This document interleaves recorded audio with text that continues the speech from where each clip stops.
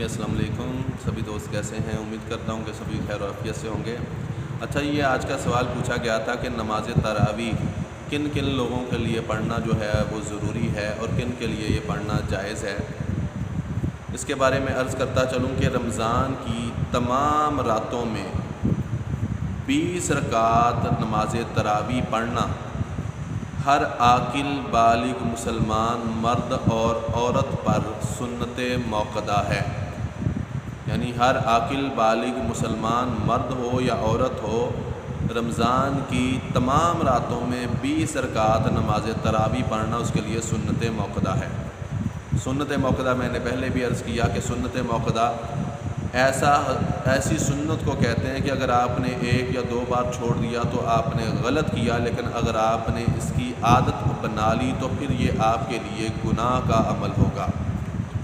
اس سے ثابت یہ ہوا کہ عاقل بالغ پر سنت موقدہ ہے، نابالغ پر نہیں ہے۔ مرد اور عورت دونوں کے لیے ہے۔ ایسا نہیں کہ بہنیں یہ کہہ دیں کہ شاید یہ مردوں کے لیے ہی ہے یا وہی مسجد میں جا کے پڑھیں، تو بہنوں کے لیے بھی یہ چیز جو ہے سنت موقدہ ہے اور وہ گھر میں رہتے ہوئے اس کے اوپر عمل کریں، یہ لازمی ہے۔ رمضان کی تمام راتوں میں 20 رکعت نماز تراویح ادا کرنا یہ سنت موقدہ ہے۔ اب بعض بہن بھائی کیا کرتے ہیں، نمبر 1 یہ میں سمجھاتا چلوں، وہ یہ کرتے ہیں کہ بعض دفعہ 10 روزہ کسی جگہ پہ شامل ہو گئے یا 20 روزہ جگہ پہ شامل ہو گئے جہاں 10 دنوں میں قرآن پاک مکمل کر دیا جاتا ہے یا ختم کر دیا جاتا ہے، اور وہ ایسی کسی تراویح کی جماعت کو اٹینڈ کر کے سمجھ لیتے ہیں کہ ہم نے جو فرض تھا یا ہم نے وہ جو سنت موقدہ والا عمل تھا کہ ایک قرآن پاک ختم کرنا، وہ پورا کر دیا، اب ہم پڑھیں چاہے نہ پڑھیں۔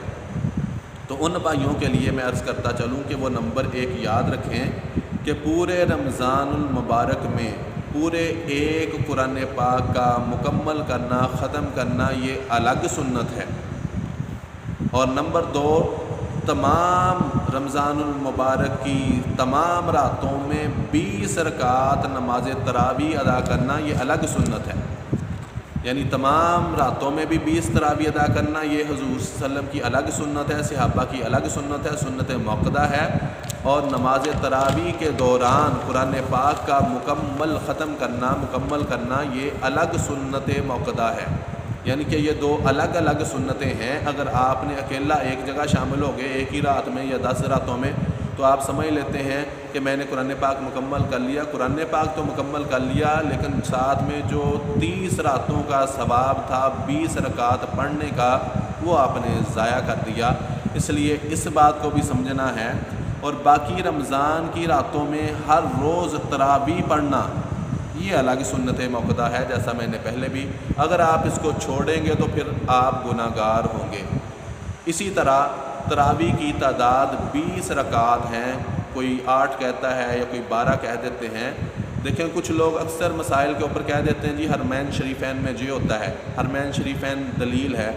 پہلی تو بات ہمارے نزدیک قرآن اور سنت دلیل ہے، حرمین شریفین ہمارے لیے دلیل نہیں ہے، قرآن اور سنت۔ لیکن اگر ہم قرآن اور سنت کے ساتھ ساتھ حرمین شریفین کو بھی ماننے والے ہیں، حرمین شریفین کو بھی دیکھا جائے تو وہاں پہ بھی 20 رکعتیں ہی تراویح کی ادا ہوتی ہیں۔ اور ایک بات خلاصہ کے لیے عرض کرتا چلوں کہ جب اللہ کے نبی صلی اللہ علیہ وسلم کا فرمان ہے، اللہ کا فرمان ہے کہ ایک نفل پڑھو گے تو فرض کا ثواب ملے گا، اب جو 20 نفل پڑھے گا تو اس کو 20 فرضوں کا ثواب ملے گا۔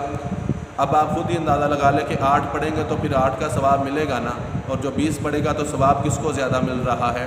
اس جھگڑے کو ختم کرتے ہوئے جس نے جتنا ثواب لینا ہے وہ اتنی تراویح کی نماز ادا کر لے۔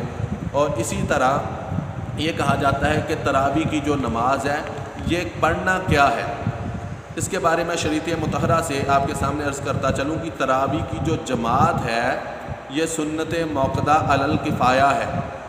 لہذا یعنی کہ چند لوگ بھی شامل ہو جائیں تو اس نے اپنا جو تھا وہ فرض ادا کر دیا، فرض علی الکفایہ۔